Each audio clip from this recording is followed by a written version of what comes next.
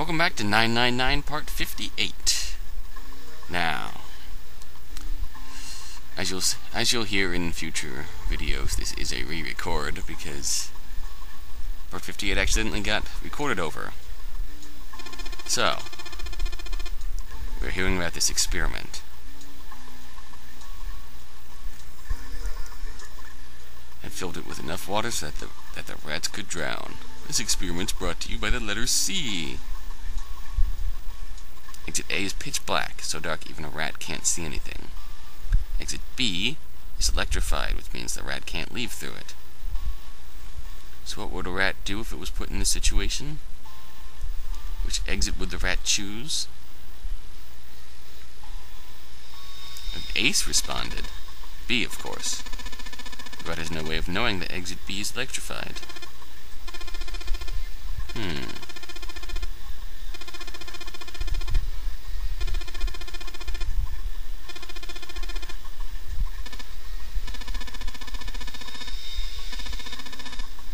It may very well be relevant. I'm gonna try not to comment on that any further. Ooh. Hundreds of different rats over several generations produced some surprising results. With each generation of rats, they took less time to find the correct exit. Eventually, a rat was put in his tank who instantly chose exit A without even attempting to go to B. Even that wasn't the most impressive thing, though. The same experiment was conducted in another laboratory, far from the original one, with the same results. Though on second thought, the results weren't really the same. Oh, they began with significantly faster times than the rats in the initial experiment.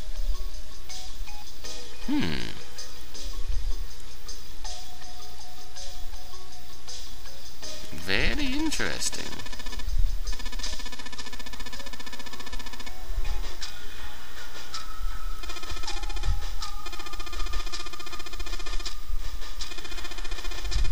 The story's true.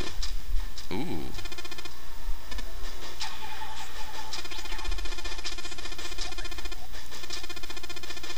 We do, anyway. Poor June.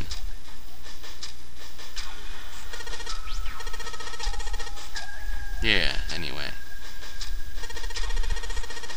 That tank for the experiment?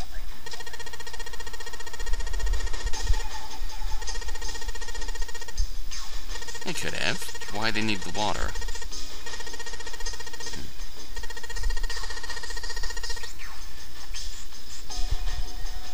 Oh? Emergency comes from the same root as the word emerge. That's a good point. Emergence, emergency. To emerge means to sort of come out, or appear, or rise out of something else. What's going to emerge in an emergency? Inspiration. Remember that.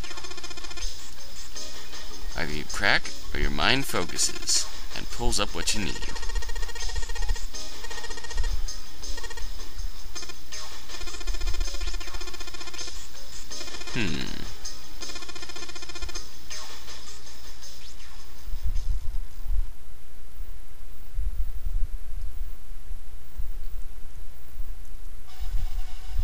Alright, now we can finish the puzzle. We finished it fairly easily, I believe. This is my second time recording this. It shouldn't take too terribly long. First we just need to find the box. Oh. I know where the box is. There it is. Yoink! Now let's start this up. Plug her in. Push buttons. Coal! Surprise coal. And now we have box of coal. Now which one can we dump coal in? This one? Yes. Let's do that. Fill it in. You stay put, June.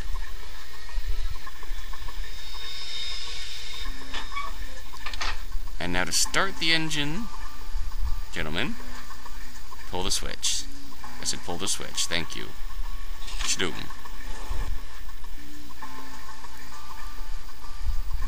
Disc 1.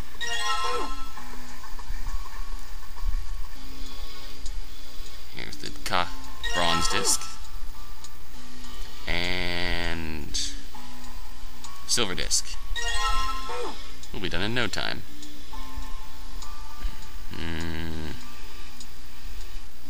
Here's our exit.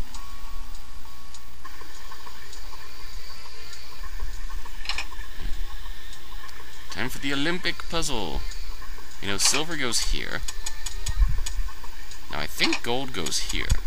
Yes. You found it! Now there's an interesting bit of conversation here. You remember the conversation that happens here, right? I was her Santa Claus.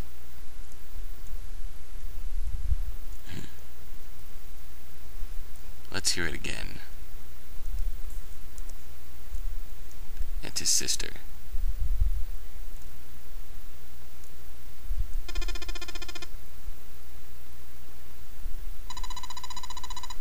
June. Yeah, we get it.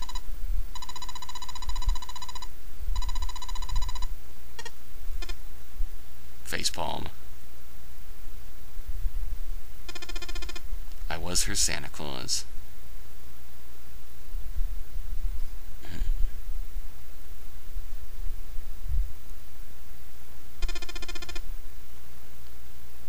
We didn't have parents. This is new. They bought it in an accident when we were still kids, so I had to be like her dad. That meant that I bought her Christmas presents every year. On Christmas Eve, I'd leave that present next to her pillow. And the next morning, she'd come running into my room with this big smile. Look, look! Santa left me a present! Santa got me that doll I really wanted. I'm so glad that he got the letter I wrote. I was the one who told her to write those letters. I'd say, write down something you want and mail it to Santa. The address I gave her was somewhere in Northern Europe that doesn't exist. Anyway, she'd write the letter and stamp it and send it out. Then a few days later, it'd show up back in our mailbox marked address unknown. That's a really cool plan, Santa. I'd open the letters before she figured out they'd been sent back. Go around to a couple of stores with some money I'd saved up over the year and buy her the stuff she'd asked for. Oh.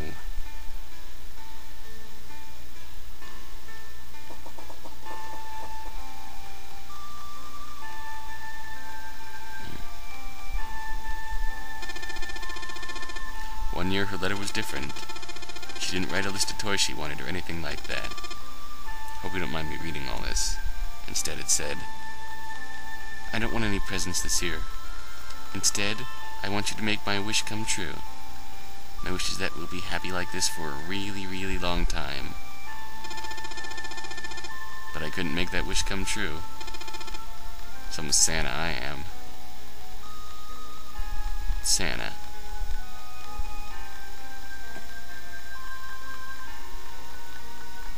Yeah, but...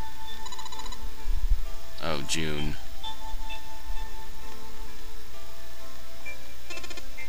She died. 9 years ago.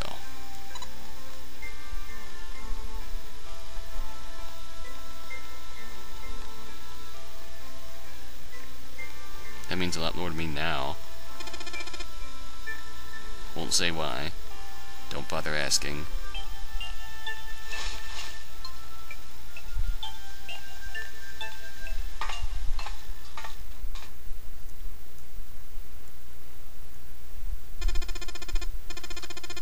Alright, now we can go.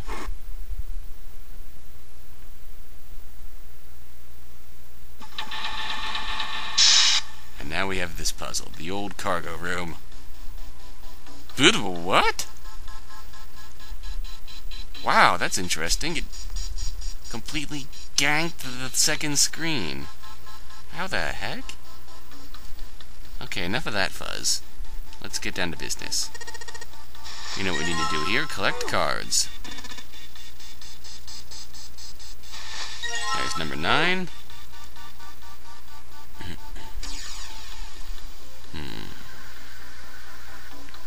Nope. Okay. 7s. Junpei's. There's June's, looking rather cute. And there's 2 more here. 3 more here, pardon me. Snake. Clover. Ace.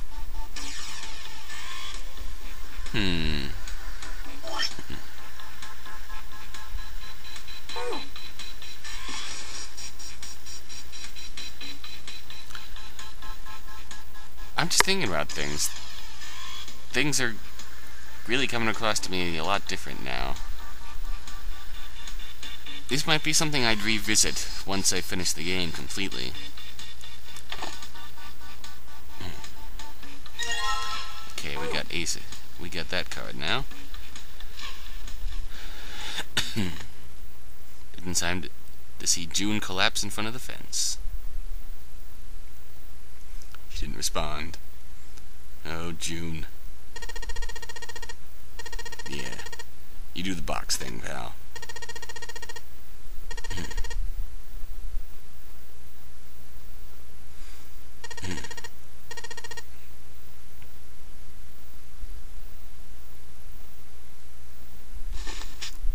No? You sure? No? Oh, maybe you did just trip. Pardon me, got a cough? Much better. Oh, okay.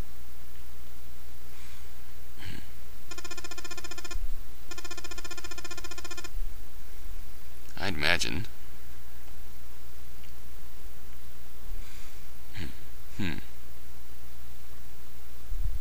Well, that's good at least, but I'm still worried about her.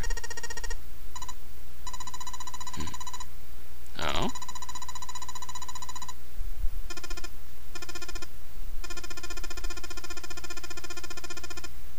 But Ace could swing that for you? Why is that? Cradle Pharmaceuticals. And Soparil. Cradle Pharmaceuticals. Does that mean Ace is Wesker?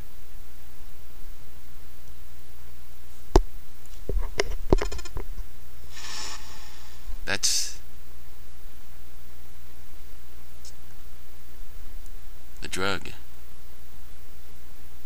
You've seen that picture before, haven't you? Anyways, we've caught up to where part 58 ended. So when we return, we'll get back to the normal sequence of videos. We'll get back to the past where I didn't know anything I do now. And we'll get back to going after the ending. Until then,